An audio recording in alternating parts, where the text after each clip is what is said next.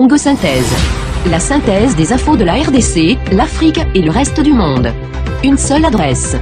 www.congosynthèse.com.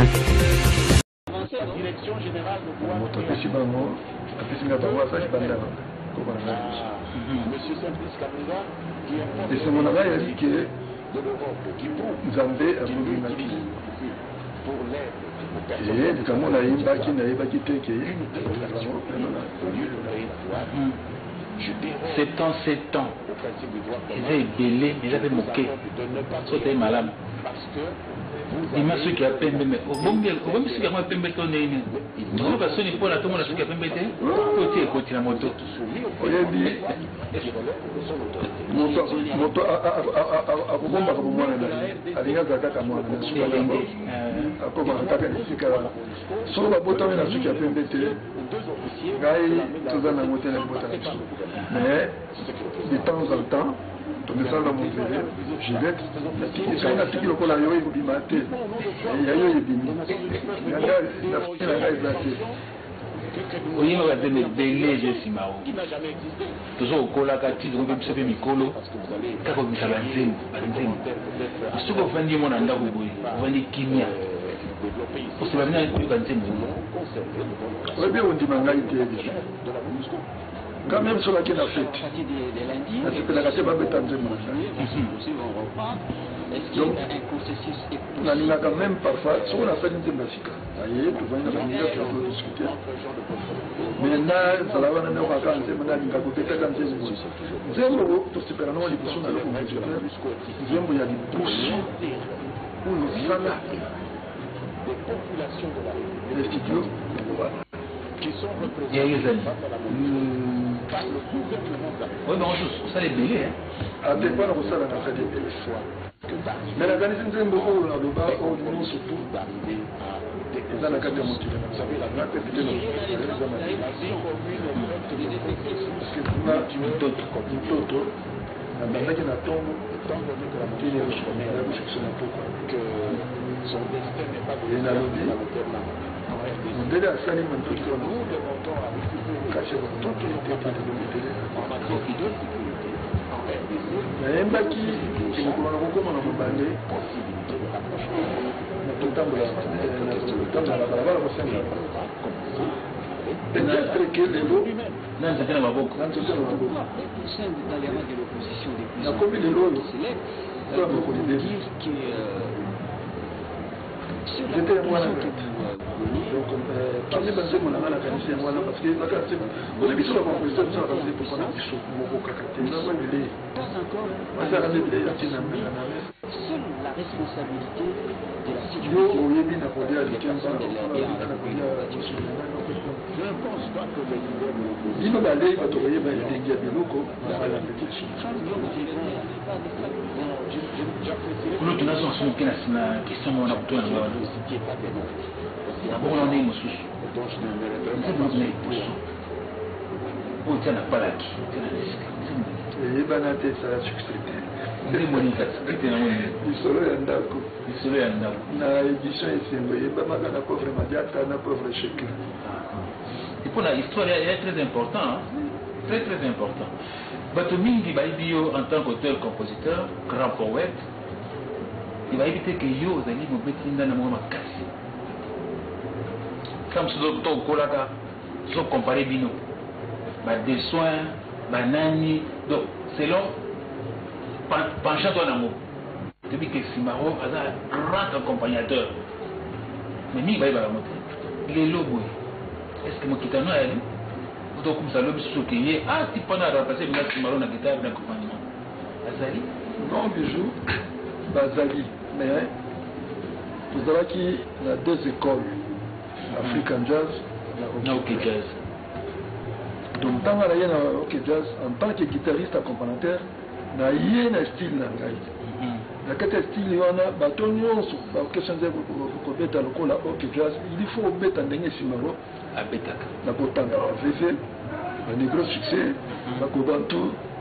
Donc, on a presque professeur dans le style. Mais les lots, bana baye, va vous proposer, pour nous proposer le logo.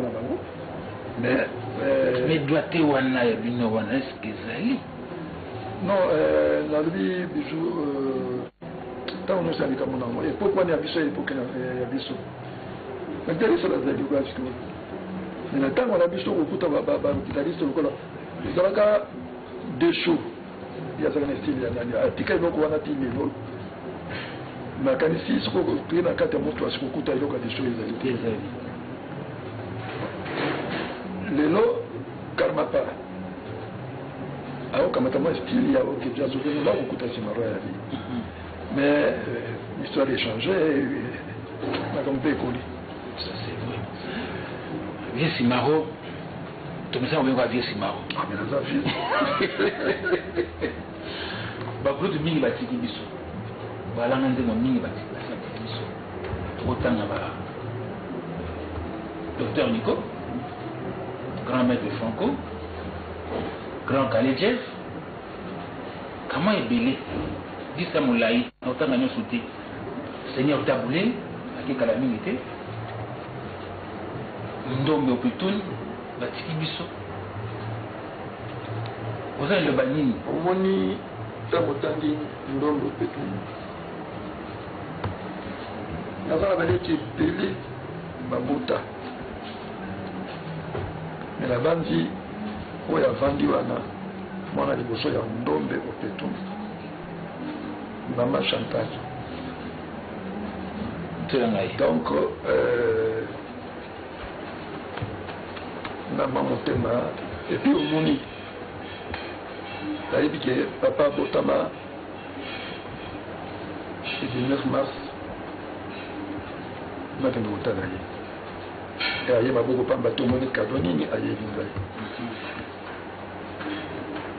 tata na ye navandi na ye bangula ebele avant même tokuta na oke jato dakita nano bana lingwana na bolingo wana te mokolo ya suka donc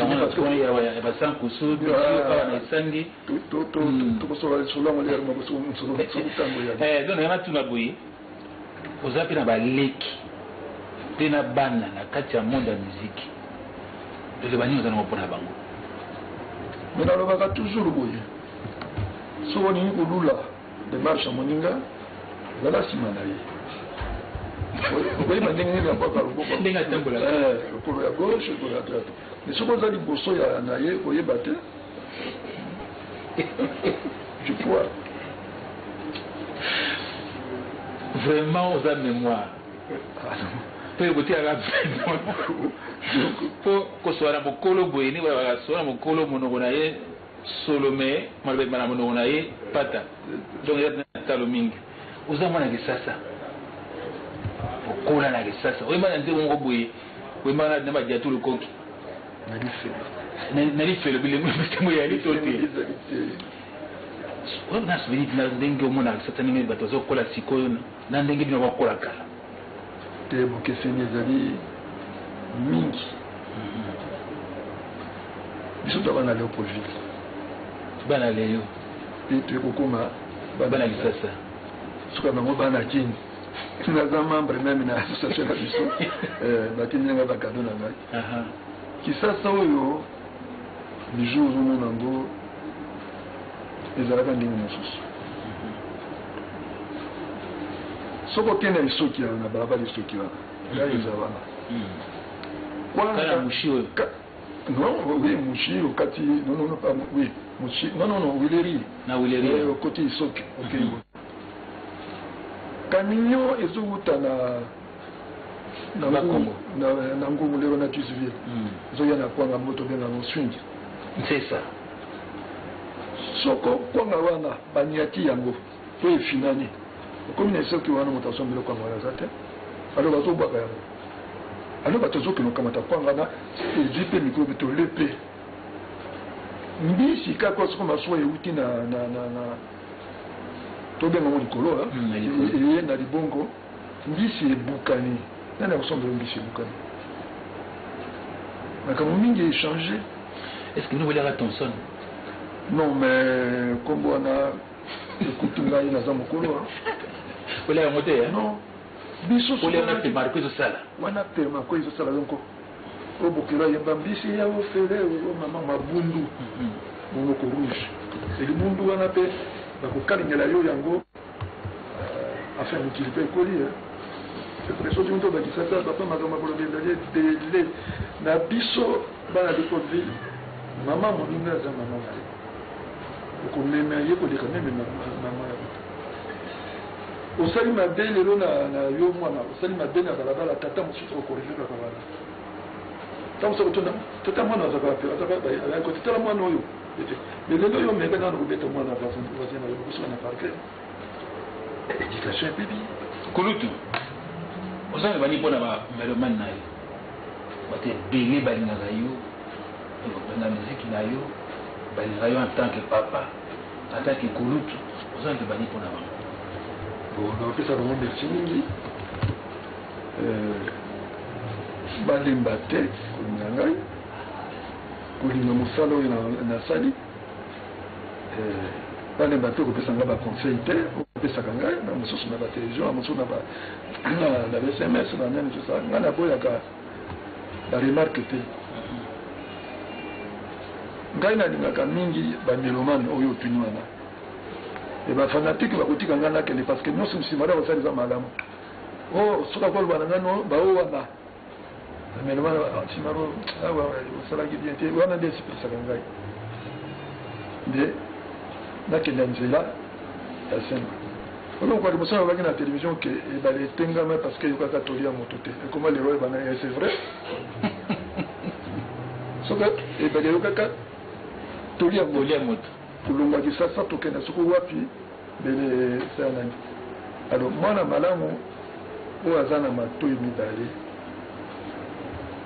parce que akoyoka awa ngulu ya litoi moko eza monstre ya ngulu ya kolia donc babi na bango merci na batoli nyonso na ndenge baasiste na ngai bandari mpe bo basalisa ngai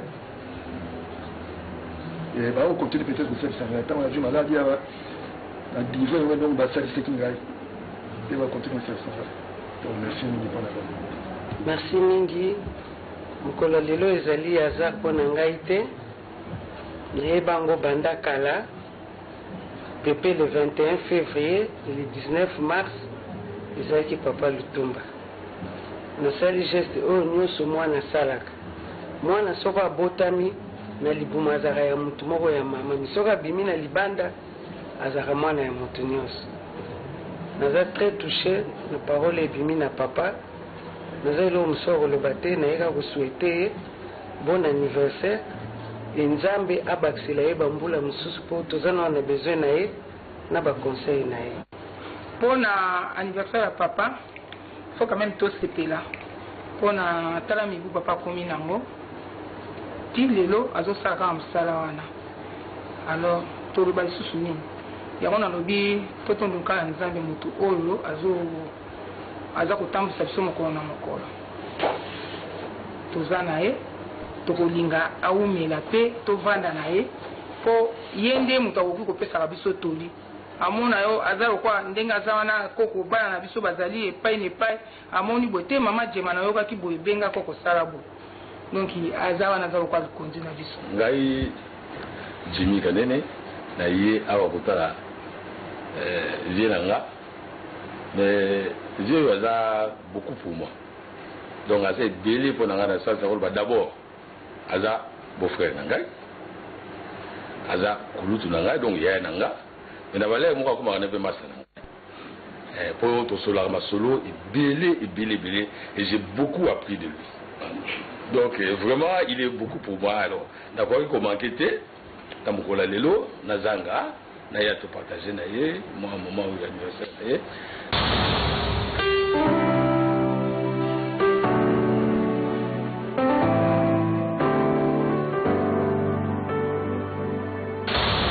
alors na combo ya RTNC News surtout mobimba na combo ya mokambi nango madame Nicole Dubambo na souhaité le sous bon anniversaire merci maman Ibambo kasi na yebisa eke na mwana nanga tata ya bota ye nakanisi azali na classe ayebi le tamba bango na bataki polo bakivuvu donc nakanisi na PCP merci.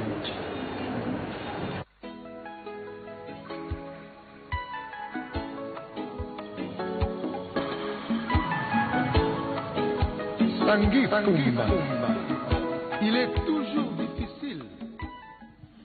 Voilà, bon anniversaire Papa Simaro. De toute façon, il n'est jamais trop tard, hein, parce que c'est l'année qui continue jusqu'à l'année prochaine. Trahison, faute à commerce. Faute à commerce, nous les femmes, on n'aime pas trop ça, hein, parce que à Tekebse la mamoko, la couleur réseau que ça n'a mis. Unique. Voilà, alors Papa Simaro, bon anniversaire à toute qui musique, n'a pas que musique n'a pas tilelo et beta maka tilelo et yokanaka boba eba qui jeune, c'est-à-dire à travers la musique. Fidèles téléspectateurs, 11h30, nous allons retrouver Jean-Pierre Odema à travers Code d'Europe et c'est la grande surprise parce que la RDC a décidé justement de se doter de ce programme de prudence routière et je crois que d'ici peu, étant donné que les grandes décisions sont là, le Premier ministre s'est impliqué, le vice-premier ministre de la primature également, donc la police sera bientôt dotée de ce programme-là de sécurité routière, mais nous allons en parler plus longuement et c'est pour cette raison que nous allons revenir sur cet élément très capital. Alors, ça c'est à 11h30, à 11h juste, nous allons retrouver cette rubrique. Bon, pour l'instant, on a encore appelé notre Congo. On ne sait pas avec le temps comment ça va s'appeler parce que l'autre Congo, vous avez pu le constater depuis le début de cette semaine, est une grande rubrique d'animation avec une grande tranche d'animation avec plusieurs rubriques à l'intérieur. Donc, je ne sais pas si mon petit Congo du dimanche va changer de nom, mais c'est sûrement en discussion. Nous allons voir ça avec Robert Nzuzingoy. Donc, dans cette mission, nous allons retrouver d'abord le message du ministre. Comme je vous l'ai dit, le monde entier célèbre aujourd'hui la journée internationale de l'eau. Nous irons également à l'INPP parce que nous ne devons pas allumer une lampe pour la mettre sous une table. Donc nous allons revenir là-dessus tout à l'heure, mais évidemment cette grande visite que nous avons eu à rendre à Laurent Kongolo Badji, que vous le savez, c'est un agent, un haut fonctionnaire, un haut cadre de la radio-télévision nationale congolaise qui était souffrant pendant un moment, mais nous avons pu le retrouver. Mais pour leurs fidèles téléspectateurs, vous savez, le dimanche, il y a toujours ces émissions qui vous permettent de voir l'avancement, l'évolution du pays. Nous voulons un pays émergent et le pays émergent se fait sur base des très très bons choix. Et le premier choix, c'est justement les infrastructures routières, la voirie. Mais nous allons voir qu'est-ce qui se passe après. La salubrité, une fois que la voirie a été réhabilitée, c'est le sujet principal de cette émission Révolution de la modernité que je vous invite à suivre avec beaucoup d'intérêt parce que vous êtes tous Congolais.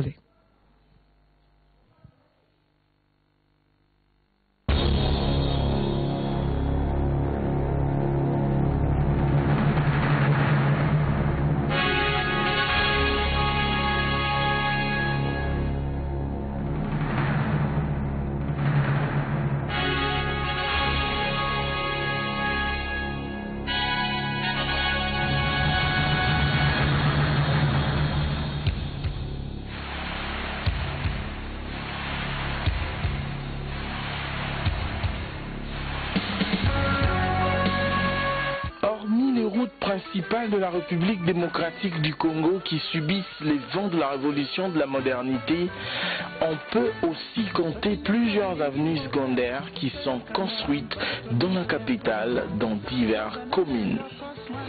Ici, par exemple, nous sommes au croisement des avenues Kassavubu et Atsosa. D'ici, on peut emprunter cet axe jusqu'au marché Selembaou en passant par la commune des Bumbu. Cette avenue, depuis son existence, n'était pas asphaltée. À part l'avenue Assosa dans le même secteur, on peut aussi compter l'avenue Chaba, Ngiringiri et l'avenue Landou. Toutes ces avenues sont modernisées et permettent aujourd'hui une fluidité de la circulation. Toutes ces avenues citées ci-haut étaient en état de délabrement très avancé. Grâce à la révolution de la modernité, aujourd'hui, les conducteurs qui roulent sur cet axe de la capitale sont totalement satisfaits. Bonjour papa. Bonjour. Ouais, tout le monde est chauffeur au Salalini. Bonjour Salalini, Bumbu Selembao. Victoire Bumbu Selembao. Ah ouais, parce que tu connais la constat, Nantela o Bantela Shaba, Nantela Bayaka, Ndenge Ntelango Mikondiambo Kababongesi Yango. Pour nous en tant que chauffeur, point de vue par rapport à la modernisation de Bantela. En tout cas, c'est possible parce que tu as souka liboso mingi na Bayaka. Bumbu Nteleza la souté. Le bassin de ça, c'est une bien macasse. C'est plus trop. Parce que là, nous pouvons dire, nous tu ramènes un comme télé, tu comme la langue qui peut dire Bumbu, ou qui peut dire Mola. Nous c'est plus rien de bassin de Nzela, bamboutage peut diminuer dans Nzela Bumbu, mais c'est plus rien. Na ba autorité mboko, oyebi si bango nini, ba bassin misala. Attends, je pense que merci, va continuer sous. Si ba makala pour Nzela sous bien. En tout cas, félicitations vraiment d'abord dans nos routes Banzela par rapport à un moment grand différent donc to compétence pepele donc pepele pour rouler donc à l'aise au côté au bimi par rapport donc différent makasa zalaga auto sepeli vraiment ndenge vraiment musala les autres tambola ndenge zo kendela vraiment c'est bon. En tout cas, on a remercié d'abord Mokonzamboka Yemoko pour à partir de Mokonzamboka, ndé ya mwesali que tout se retrouver na banzela na biso za ba chauffeur font nzela pena ezala ndenge sengelo rouler à 80 à l'heure, 60 à l'heure, ça va vraiment par rapport à notre zala qui vraiment félicitations pour Mokonzamboka. Même message pour le riverain des communes environnantes. Les avenues étaient dans l'impraticabilité inexplicable. Aujourd'hui, les embouteillages enregistrés hier ne restent plus que de lointains souvenirs. Vous habitez le quartier? Oui, j'habite le Pen. Oui, on voulait avoir votre point de vue par rapport à la réhabilitation, comment je peux dire encore, la modernisation de ces tronçons, le 24 et le 27 routes qui facilitent aujourd'hui la fluidité de la circulation. Votre point de vue? Oui, ça a été une bonne chose de réhabiliter le tronçon de l'UPEN jusqu'à arriver à sa 24 en passant par Selembao. Ça facilite le transport du fait que la route principale UPEN passant par magasin, elle est souvent encombrée par des embouteillages qui ne se terminent pas. Et celle-là, c'est un raccourci qui permet à la population de plus facilement vaquer à ses occupations et descendre au centre-ville.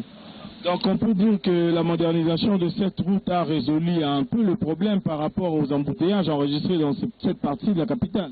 Oui, on peut dire cela, mais cela n'est pas vraiment complètement la solution parce que les routes sont un peu étroites, parce qu'il y a une forte concentration de la population vers le marché de Selembao. Mais ça facilite quand même la circulation. Nous pouvons demander aux autorités de la République d'aider plus les chauffeurs en faisant une sorte de recyclage des chauffeurs, de conducteurs, pour qu'ils puissent au moins respecter leurs bornes et que cela puisse faciliter réellement la population pour le passage et que ce soit une bonne chose par rapport à la construction de cette route. Nous allons d'abord commencer par remercier le chef de l'État qui a pensé à la population de Selembao en réhabilitant ce tronçon et aussi la population de l'UPEN est en train de bénéficier de cela. Tous les fleurs sont jetées au gouvernement qui ont pensé à cette contrée de la capitale. Nous les remercions vivement. C'est ma toute première fois au monde à Basali, Nzela, et ça, que nous venons à Boumou, et comme un pays urbanisé. Bon, auparavant, tout à un tronçon de mon corps pour nous vers Victoire. Mais le long, on a reconnu 24, on a digé vers Banda, bien à Zura raccourci, il y a Chaba. Les appelés l'eau au Moro, il y a Malamu, on a Moni, na commune à Bisso, et puis, étant que Congolais, on a Bisso Congo, on a ville, puis à Kinshasa. Donc, il y a avantage, on a écrit, pendant raccourci, il y a Malamu. Et na Mikondiamboka batu ba initié projet wana uko ko ebisa bango. Bon na ko beta bango maboko ko bango merci na basali ba continuer bon na moi pene tronçon à 24 baza ko élargir en départ et d'autres. Par exemple na ba initiative il y a bien il y a ko encourager.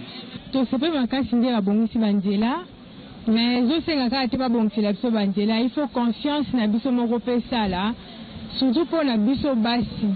Pour na bawenzo to mona les amis ba wana bazoteka le ba ko zo ba sanité na bango nyonso na butu ba bwaki na ba poubelle na service na biso hygiène le ba se plaignera ke musala ezate me ba bureau ane kanga marate ti le salaka soki musala ezate ndeni ba sanité tondi na balabala bazo a conscience ya ko sala musala ezate ko pe fonction publique ba balela musala ezate me fonctionnaire aza 6 heures na bureau akomi bato na biso pe ya hygiène bakoka nanu kosala mosala na bango banda kala balela misala eza te me misala ezali mpo eza na mosala moko tosala na matete tokende mpona bakontrole ba bureau ya hygiène wana bato basalaka bato awenze bazolelake balekaka bazosenga biso bambongo me mosala na terrain eza te yango wana biso moko tozona conscience ya koapprendre déjà mwana na ndako soki alie biscuit na ye atie na kati ya saka azongi nango na ndako abwaka na poubelle ekokola ye na mutu ti akokola koyebake babwakaka sachet na terrasse te babwakaka salite na balabala te.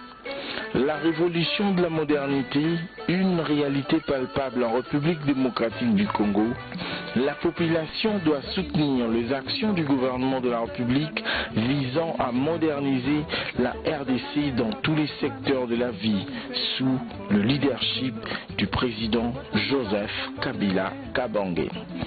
Aujourd'hui, on peut quitter l'UPN jusqu'en ville en empruntant l'avenue de la Libération ex-24 novembre, récemment modernisée. Un constat amer enregistré au niveau du marché de Selembaou, une saleté à outrance. Quelques populations trouvées sur place ont profité pour prodiguer quelques conseils aux mamans maraîchères de Selembaou concernant l'entretien de la propreté dans ces marchés. Mais sa place publique poubelle. Ainsi de suite. C'est déplorable vraiment que moi, en plus